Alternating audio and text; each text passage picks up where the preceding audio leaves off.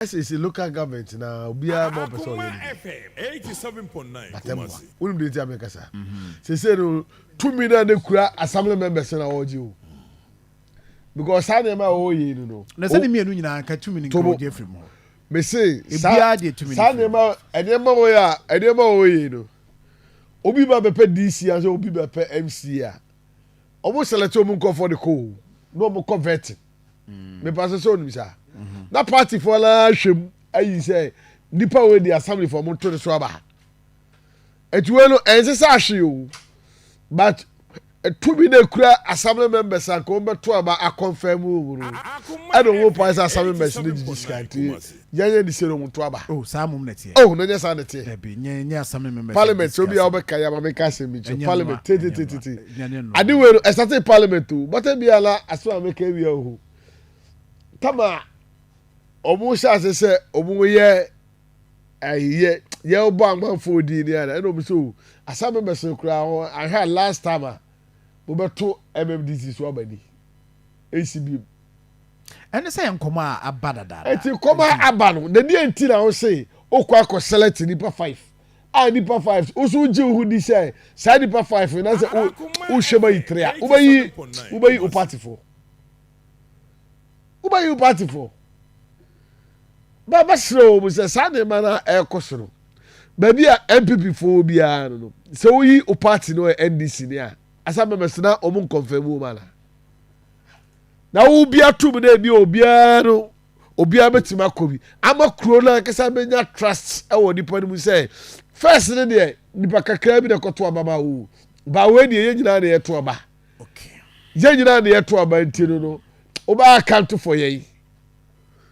Because MCB or na be a crewman no crowd no be na on forward we say assembly members to make my passive vote of no confidence I want so but we say crew no eto aba and we betimi abuwa crew no because samre no entina me wo ka say deliberate aso person just say deliberate say on person mo je assembly members to me I see bebrebe but that is not the case me see I see bebrebe PM ni Oze wo a special committee. So person ko he wasase bi ni ayi bi na MC no na ye as a chairman of the special planning committee. Yeah, MC the chairman no. PM no mo ye board of director no wo oka assembly no hu bi no ayi no. Onye member. Omo ko je asase bi tu se asase we no ye dey amani person si a.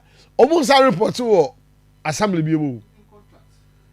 Contract first so na assembly members PM na sign no we are on the now you know see no about to say pie because they tell me and say assembly man no create the tour the swaba and a board of director MC is your manager how does they say no omo scrap say na manager na ma say no MC the sign contract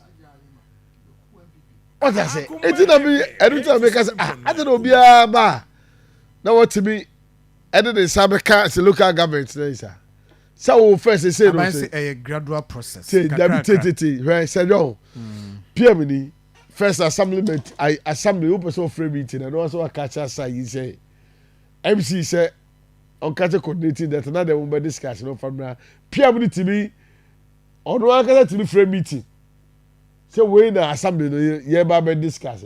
But say no wo na be tura koma MC no wa ma approval am matima koye adwuma ti we so ko ba nye sanity Akoma FM 87 ti e be sere wo say local government system no ho eye ankrankra dwumadi bia eboa fomfo no more already MP ni ha otenkran eti e form de na bia me gata bi betu enti na me ka ayi sase de bia na me papa ayi se me wofa ayi say PK Dwantoa of a PV yeah PV Dwantoa say o ka say e say getimi empower assembly members no common fund de my MPs no me can crack say the mass assembly members no ya the mass assembly members no pa say masa o gata bi ba bi abu light say me say ni ade anti no e say the support we dey only o committee members ya hwere ya ka bo say ko ne be dane ba de ma MP a MP bi so no de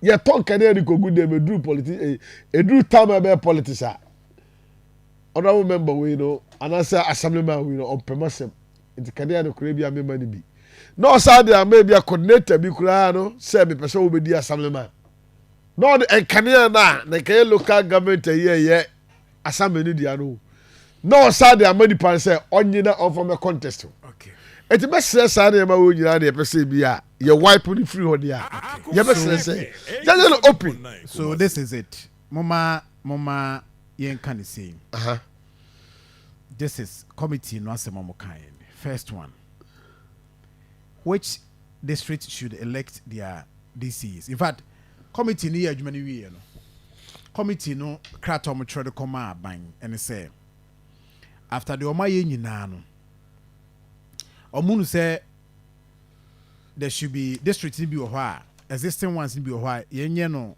into two voting districts and non-voting districts. Okay. With the right to elect DCs, no, I will say a year granted initially no almost say I also muchim almost say district in be I was say nya omunya voting as in the voting right to elect omo DCs. E bi wo ni manimu ya no my momo elect. This is what the committee in here juma. Okay. You see the division of the local government areas into VDs and then NVDs. There's a voting district and non-voting district for the purpose of electing DCs cannot, however, say be obey no say you be to me their free in some. I was say almost share na omo yen hihye omo tim dia ni yie. So here for there and a be voting. Here for the non-voting no. Then aban say okay any on pese said the omo kan say aban say the last MMDCs are yen aban ebo mu din ni in this form yenya dada form dada na yenya say ye yiwie na the assembly members akoto so aba no last one omo ye ni enti said ye be ya ye benya processor ye be no gradually kakran be duru ho no de and the next phase no should be this. Nti aban recommendation they ban say the next phase no the omba say then aban will nominate nipa 5 na oma go through vetting out of nipa 5 no na be nipa 3 na fe 3 no area no oma koto so aba. Nti this is an initial process according to yeah mami kasim committee na de no kro mo de coin no kra na emboa no voting rights no nemboa ulbriti amekasa se no aba na ekobasa na appointee system no na so 87.9 Kumasi because they now here na kasa no assembly members na eto so aba nti omo meto aba no the first one omo kan bi ni say there should be a population threshold. The population threshold no na nti ebi say a municipal you want say population threshold we na e betimi udru this threshold and ultimate to aba a bit technical me I mean I don't threshold really more can also say drum be a yesrew mu say ya na book sem no do so sa na no mo keka na ma bibrebo mu wo say assembly member na ono ne ya ono ne chief executive eye adwuma no wo say no partisan uko isi ho na bia a party bi symbol ewo poster so na so wa so a we disqualify the patriotism it say no ada na ye nyai sa na ma ni nyina say kuro no monto aba se nipa no ba no wan developer kuro na be pamoro but say no kura wo na wo body no dada wo je ni ye say MC eto bi say ye to aba wi a party ma apply say bi obu person obu di MC obu wi a obi akwa no obu convert say da yi omampanyi ewu na oma socialist obu wi ansa na party yi ba ko say we dey omampanyi bo we di nti ye nkone nkoto ne so aba de na ehu ni obi ho na ye wo MCs ni bi wo nanani nanya omampanyi kura ne bo ni di but sa omampanyi tu kwan na the secretaries no abodi di abesam konte ba yesi anto no tentem na waba no ya body a obetima sa redraw nipa no ye be sere e simple nti ade even though committee now recommended there but name of the to ho no bi ni say there should be a ratio no ye population to the national population nti but now omo akakra sa di to mu say e basa district ni bi wo ho a threshold now be set say be 70% of the national population ratio no amode beto ho no udru ho abetime sa district ni betima to eso aba said e pese ye no aye kan but wundru ho de a we continue to be in this and aban say sa na tie de a ene ye hyase no moma me nominate nipa 5 na 5 no mo converting omo converting a ye ntesoma ne mra 3 eba 3 a 3 na aka no ye ntom so aba. This is the initial stage position of government. You are the among the committee nigga kano.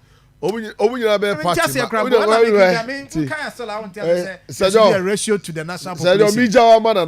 Yeah. Mami kasi bi say. A drew maybe na some committee. Now one share impact I be assembly members are no mudo mu be adwuma.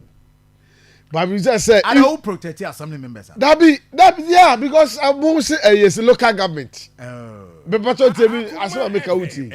I drew maybe I may say it's a local government system na kasano. Say as a sunny year the year. Could be found to my pefra. And yes no ne ye assembly members na to about. Assembly members na to about. Yeah beje. Oh say oh Jeffrey so. Oh say go for party for na so and aba. Oba say afa the kuro nsa be to aba. Threshold dey be a kan. Te say kura no just say eye adwuma na. Owo a population of 75,000. We I said a district. I don't know but it's a district. Yeah. This is chief executive. Different same say this area we are 250 class so yes a minister is a metropolitan. 150 dey be na year and I say 100 a year. So you are saying that status also drew municipal and cry and consider because you consider they say yabo drew metropolitan by yes you from home. I get your point. Into you hear how you from home faces we omo kano. Oh you from home to me that ade yes na say you from to yanyi nananom ni nkrofo ne to obi bonus suban bi obi ya ade bi ya na yebehu Bakwa for form me contest. Akoma FM. Kuro me to so aba. Kuro me to aba. Kuro to aba wia. Kuro to aba wia. Omo yi enipa obelidi wo mo. Simple. Okay, yate. Na dey ntina fe dey kofa say bia ba bi we be to aba ba bi we to aba. Enti no ye committee. Yesra bibia ni owo assembly ho a esesumase. Eden ya nipa na oba no odi kuro so.